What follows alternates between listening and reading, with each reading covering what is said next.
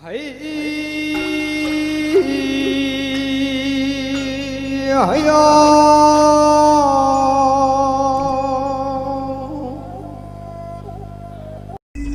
everyone. Ngasidi say ariba ama sakiro na mayam sum habire adu say se thaina ge aribo izarasu uzik mayam na pamna ba uzik sisun dum mayam tanari haina thunde adu kari gum bai say se aina sapa matam da soi gibalan da yaw zu mayam na tiu say se yamna di kui da bai say ni koina pok tan ngai ge mamang gi say or mu da zuma le adu koina kham sa dum say zembe mayam na pamna so dum tari uzik sun dum mayam na pamna na dum tabiri adu ayo si say se ko bato sa lagi kari gum bai say se aina sapa mamang da soi gibalan da yaw zu mayam na tiu han say okay everyone let's enjoy Pan thâu mango khezong la zaray yung kham mang do tha sam lai tui ka nari binu ja ye na hun ôi na hun ye na o bangan đêm ra gối xa đi ye ra đây đi dần đi phần thấu mang đồn thế dông la ra đây yung kham mang đất hà sam lang tôi cần na đi binu ja ye na hun ôi na hun ye na o bangan đêm ra gối xa đi ye ra đây đi dần đi phần thấu mang đồn thế dông la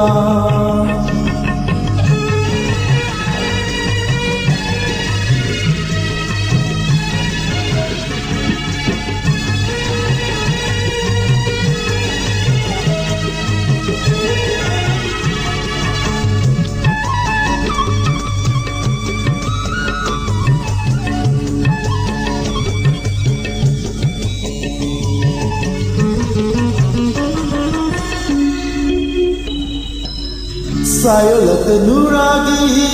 nalu nali takhelai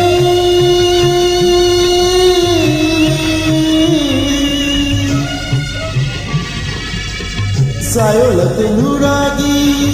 nalu nali takhelai lai fi dum khawnin bungu phane khoi dum se lai fi dum khawnin bungu phane khoi dum se pari chau de tum de fi imong sagay yon na fi pari chau de tum na fi imong sagay yon na fi Bangladesh jagoy sari zaray fi zeli ban thâu mang đồn thế dông na zaray yung khamang de tha sana pe kana ri binu ja ye no hun oi no hun ye na o Bangladesh jagoy sari zaray fi zeli ban thâu mang đồn thế dông na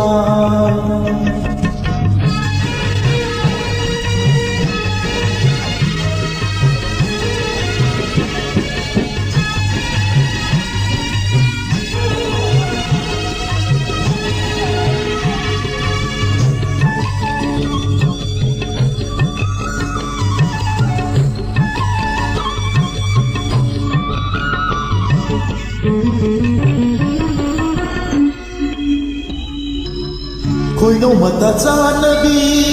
terin sinai phanga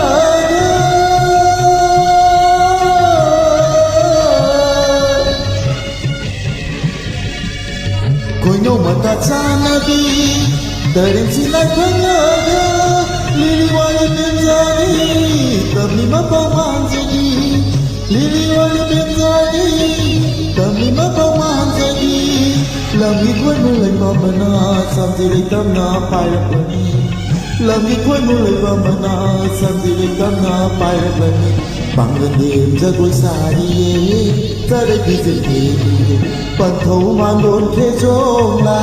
zaray yung khamang de tha ban thâu mang đồn thế dông la zaray yung khamang de tha sam lang tôi cần na ri binu ja ye no hun oi no hun ye na o Bangladesh jagoy sari zaray fi zeli phần thấu mang gồn thế chô na giờ đây dùng khâm mang đất thà dầm nàng quê cần nơi đi đi như già ye nó un ôi nó ô ôi nó un ye nó ô bằng gần đêm ra quê xa đi ye giờ đây khi dịch hề li bằng gần đêm ra quê xa đi ye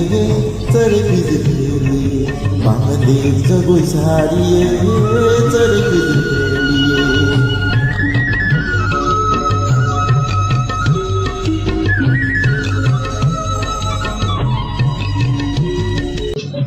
Thank you everyone for watching my video. If you like my video, please subscribe, like, share, and support my channel. Okay, take care everyone. Bye.